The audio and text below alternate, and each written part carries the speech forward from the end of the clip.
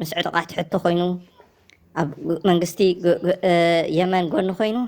ዝተኸወስ ዘሎ ጀነራል ኣሌክስ እዩ ዋይ ትፅርፍውን ጀነራል ኣሌክስ ደቂ ዓበይቲ ጀነራል ኣሌክስ እንታይ ትፅርፎ ቅፅል እስኪ ፍቅር ዓይኒ ኣብ ጀነራል ኣሌክስ ሓሳብ ኣለኪ ጀነራል ኣሌክስ ከም ትሪእዎ ዘለኹም ኣብ ኩሉ ወታደር ተሳቲፎም ዝነበሩ ሕይና ኣብ የመን ገፅ ይኸዶ ኣሎ ብሓላፍነት ናይ የመን መንግስቲ ተዘራሪቡ ኣሎ ወታደር ናይ ፋኖ ሒዝዎ መፅኡ ኣሎ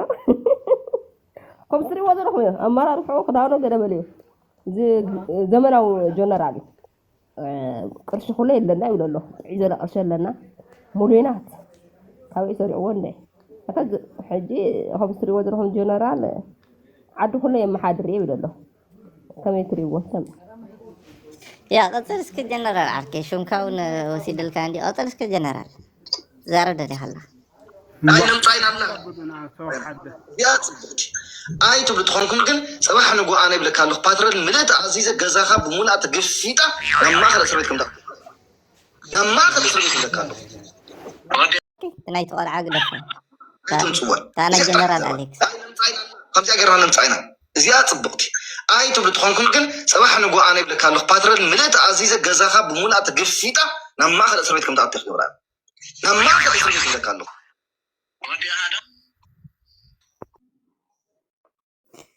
يا جنرال أليكس ترى جنرال كي مسلكم دك عبي كم استقالوا قال أبزي أميديا مساهم سلزر أحمد تقالوا لهم جنرال أليكس بزح قياس سرح جنرال دك عبيتي وايت واردوا وايت صرفوا دك عبيتي صباي كنن قتلسكي جنا سعر عركي تقدرها سعرك قتلسكي ጨለሽ ጨለ ከመይ ይውዕልኩም ባህላውያን ባንዳታት ባህላዊ ጀነራልና ውን ኣሎ ባህላውያን ሰካራማት ውን ኣሎ ባህላውያን መሃይማት ውን ኣሎ ሕጂሲ ብሓቂ ሌትስ ሲሪየስ እሞ መጀመርያ እዚ ዝዛረቦ ዘሎ ብጣዕሚ ሲሪየስ ክንወስዶ ኣለና ምክንያቱም ከይዱሲ ንህዝቢ ትግራይ ታርጌት ዘግብር ብዙሕ ነገራት እዩ ለፍሊፉ እዚ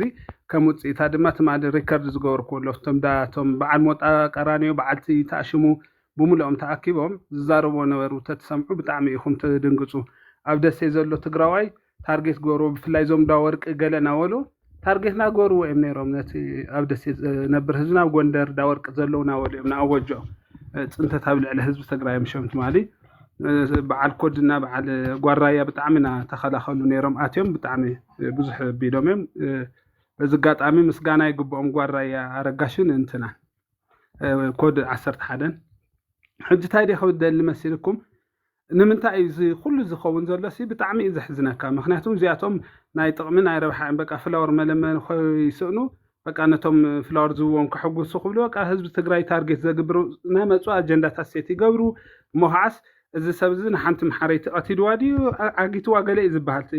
ወግዕ መስለኒ ክንደይ ናይ ሓቂ ገለ ምንም ኣፍልጦ የብለይን ተተዓጊታ ብትኽክል ይሕዝን እዩ ግን ኣይዶን ኖ ማለት መረጋገፂ የብልና ንሕና ዓጊትዋ ድዩ ቀቲልዋ ድዩ ኣይቀተላ ናይ ዓገታን ንፈልጦ ነገር የብልናን ሕጂ ኣነ ስለ ታጓል ኣይኮንኩም ከም ሓንቲ ሰብ በቃ እንድሕር ዝኾነ ሕማቅ ገጢምዋ ይሕዝን እዩ ከም ሰብ በቃ ሕደጎ መሓረይቲ ትኹን ኦሮሞ ትኹን ብዘይገድስ ብግላሲ ምንም ጉዳይ የብልናን ምስኣ ብዛዕባ ፍፃመ ኣይኮነን እቲ ጉዳይ እዚ ንኸብሉ ግን እዚ ንኸሳስዩ ግን ነዚኣ ከቀባጠር ክብል ነዚኣ ነቶም መምሓሩ ክሕግሱ እሳቶም እውን ስለ ታጓል ኣይኮነን ኣብ ዓዶም ናተጨዋያ ናተደፈራ ጓላት ምንም ዘይመስሎም ሲ ስለ ኣብ ስዑድ ዓረብ ሓንቲ ጓል ኣንስተይቲ ይኮነን ኣሕምዎም በዚ ኣሳቢቦም ግን ፖለቲካ ክሰርሑ ስለ ዝደልዩ ልዕሊ ህዝቢ ትግራይ ታርጌት ክግበር ስለ ዝደልዩ በቃ እሱ ብዝሃቦም ኣጀንዳ ንባዕሉ እኳ ስታድዮም ኢሎሞ እሱ ንባዕሉስ ብሊብያ ሲሻገር እዩ ጀነራላት ትግራይ ምስኦም ዝሰርሑ ናበልዎ እዮም ኣምሾም በታ ተዛረባ ካብቲ ኣፉ ዝረኸብዋ እናስምዑ ይኸው ምስኦም ይሰርሕ ሊብያ ገይሩ እንትን ዘብል ኣብ ሊብያ ሰባት ዘብል ገለ ናበሉ ብዙሕ ስራሓት ብዙሕ ነገራት ናውግዑ ነይሮም ተረዲእኩም ስለዚ ሲ ታርጌት የግብሩና ኣለዉ እዚ በልካ ሓንትላ ሓደ ኣሎ ብሬክስ ዝበሃል ከምዚ ሰለሞን ዝበሃል ሙሴ ሰለሞን ዝበሃል ዜና ገለ ዘነብል ብሬክስ ገለ ዝበሃል ትግራዋይ እሱ እውን እቲኣ መሲ ብርጅስቶን ትበሃል ብጣዕሚ ረሳሓት እዮም ብሓቂ በዞም ዓቢ ተኣሽሙ ዘለዎም ፈሎወር ዘለዎም ዓበይቲ ፈሎወር ዘለዎም ሰባት ብጣዕሚ ናይ ልመና ናይ መለመነ ከይስእኑስ በቃ ህዝቢ ትግራይ ዋላ ብምሉእ ተዝውዳእ ጉዳይ ማይኮነን እሳቶም ሓንቲ ፍለወር ሓንቲ እንበሳት እንድሕር ዝረኽቡላ ኮይኖም 10 ሚሊዮን ትግራዋይ ተዝመውት ሲ ጉዳይም ክኾን ኣይከለን እዚኦም በቃ መቀባጠርቲ መበልቲኦም እዚኦም መቃጠርቲኦም ሶ እዚ ሲ በቃ ንመንሽሙ ንሰራዊትና መኳዓስ ድፍረቱስ ፓትሮል ምልእቲ ሓደ ሰዋላ ዘይጎደላ ምፋሩ ከማን ማለት እዩ እና ታይኽብደለ በሓፂሩ እዝስ በቃ ናይ ርስሓቱ መጨረሻ ጫፍ ከይዱ እዩ ድሕሪ ህዝስ አንፈሎ ግበርዎ ሪፖርት ግበርዎ ኩልኩም ተጋሩ ታይ ንምንታይ ከምዚ ዝጨማለቁ ሰባት ኢንተርቴይን ንገብር ታይ በቃ ኣብና መጻ ክዓሲ ዝኩላይ ተዛሪቡ ዝኩሉ ገይሩ ከም ውፅኢቱ ካሪኹም ኣብ ልዕሊ ህዝቢ ትግራይ ቶም ኣምሓሩ ዋዕዋዕና በሉ እንታይ ሽሙ ኣውፂሩ ቶም ኣምሓሩስ ነጥቡ ቁፂሮም እዮም ኣባና ሕጅስ ዝኾነ ነገር ክዛረቡ ከሎ ናቱ መጣቀሻ ናይታ ብሪጅስቶን ዘረባ መጣቀሻ ናገበሩ እዮም ዝዛረቡ ዘለዉ ሕጂ ኣብ ልዕሊ ተጋሩስ ነጥቡ ከቁፅሩ ዝገበርዎም ብኢዶም ነጥቡ ዝሃብዎም እዚኣቶም እዮም ስለዚ ንዓቶም ኣይኮና ንሕና ሕዚ ተኣሽሙ ክንገብር በርግጥ ልክዕ ኣይኮነን ትዛረብዎ ግን ምክንያት ኣለዎም እሶም ሕዚ ምክንያት ሂቦምዎም እዮም እዚኦም ብትኽክል ንህዝቢ ትግራይስ ክሳዱ ሕሊፎም ሂቦምዎ እዮም እዞም ሰባት እዚኣቶም ሶ እዚኦም ተፈትዎ ተፀልአ ካብ ናይ ትግራይ ኣጀንዳታት ዝወርክብሉ ክኽእሉ ኣለዎም ተደልዮም ከይዶም ኢሎምኑ የሽቃብጡ ናሕና ጉዳይና ክኾን ኣይክእልን እዩ ግን ኣብ ናትና ናይ ተጋሩ ኣጀንዳ ወኪል ኮይኖም ብፍላይ ከዓ ክዛረቡ የብሎም ምክንያቱም ኣነስ ኣሌክስ ትግራዋይ እሞ ኣሌክስ ተዛረበለይ ክንዲ ህዝቢ ትግራይ ኮንካ ይበልክዎን ንባዕሉ ኣሌክስ ወኪሉ ደሱ ሓሳብ ይሃብ ተደልዩ ቪድዮ ይስርሐላ ነተጓር ከም ኣሌክስ ካብኡ ግን ከም ሓደ ትግራዋይ ናይ ትግራይ ወኪል ኮይኑ ጀነራላትና ዝኣክል ዘዘራርብ ብስልክ እናደወለ ገለ ኮይኑ ሞ ፓትሮል ኣዚዘ ናበለ በቃ ብናይ ባዕሉስ በቃ በታሳብ ዝበለው ሲ ነጥቡ እዮም ሒዞም ንሳቶም ባይዘወይ ርክብለዎም ምስቶም ኣብ ቲክቶክ ዝነጥፉ ይኹን ምስቶም ካልኦት ብማዕዶ ዘሸጋግሩ ይኹን ገለ ርክብ ኣሎ እቲ ሰራዊት እውን ገለና ምባል እዮም ኣምፅኦምዋ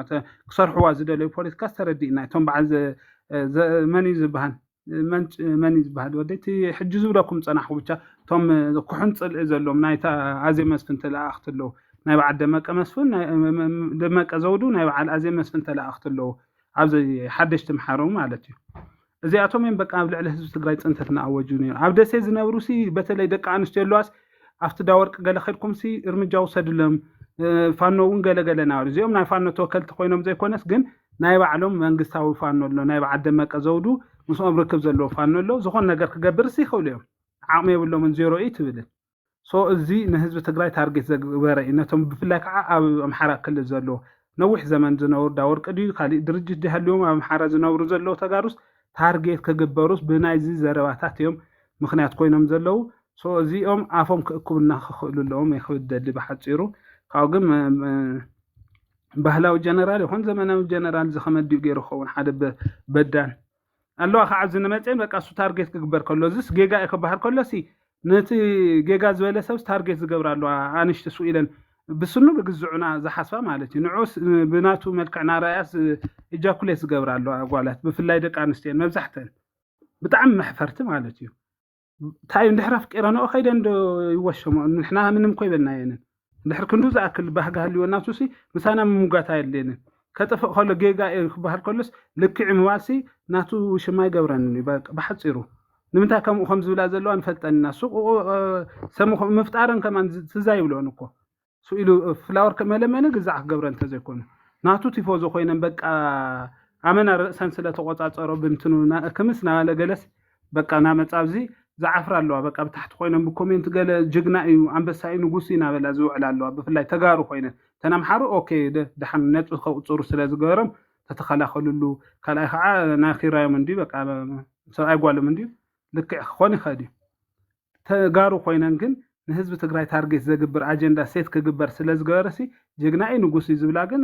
እዚአን ብሓቂ ገሓቡ እየን ናማና እየ ዝብለካ ኣኻፊ እዚኣ ክብደሊ ንወስኩስ ቀፅሉ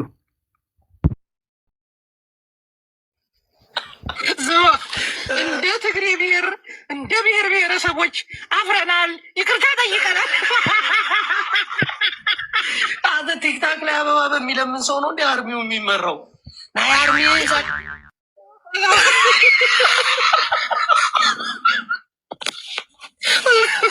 እዚህ ወጣለግጠት ሁለቱን እኮ እናቴ ትሙት የዛኔ ሽቅቅቅ ያለ አርሚ ሰላ አስርተ ሰለስተ ዛሬ አለና ንቤተሰብ ጋር ቁጥጥር እኔ ሽቅቅቅ ያልኩት የሆነ ውስጥ የገቡት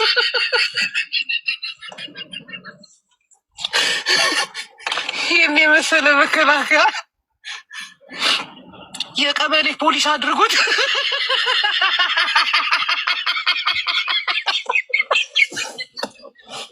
ጃፒ ባለጌ ተው ግደል።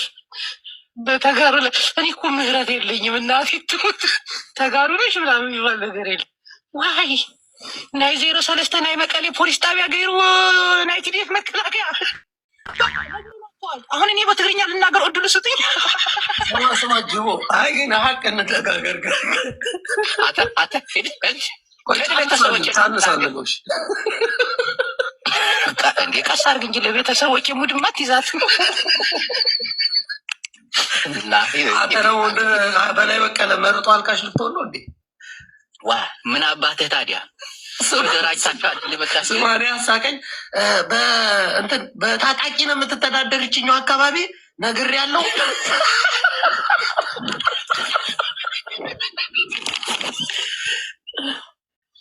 እና መሳቂያ እኮ ነገ አንጠልጥለው ያመጡታል አለ እሱ። ከዛ ከትንሽ ደቂቃ በኋላ ያን ጦር የሚመራ ሰው አንድ አበባ ናይ አበባ ሲል ጃፒ አይታልከታች ምን እየጻፉለት እንደነበር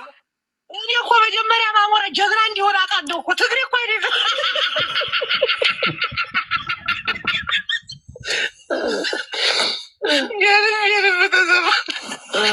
እንትና ደግሞ ጆከር እንትን አሞራው ትግራይ ያለውን ከያዘው እዚህ ያለውን ደግሞ እኛ የኛ ልጆች መኮይ አካባቢ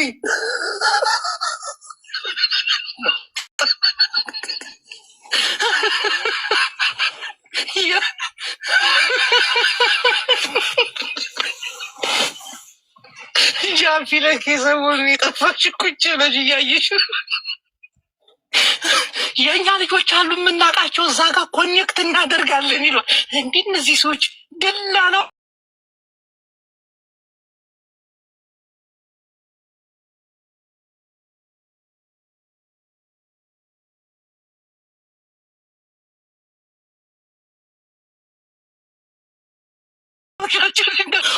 እንዴት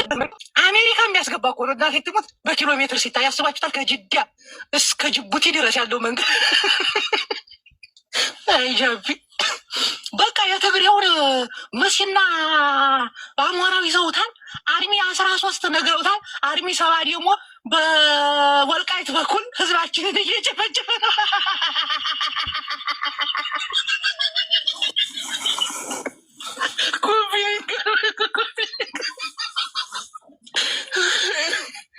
አይ ታዝበሻል። እኔማ ስራ ላይ መስለሽ ነበር። ጃፒ ታንኪዩ ጋይስ ኣለኹም ዶ? ዮ ኣለና ከም ዝረስት ጎር እምበር ወዲ ገዛዕ ወዲ ገለ ፅርፍ እስኮ ይድብረካ ሪኢኻ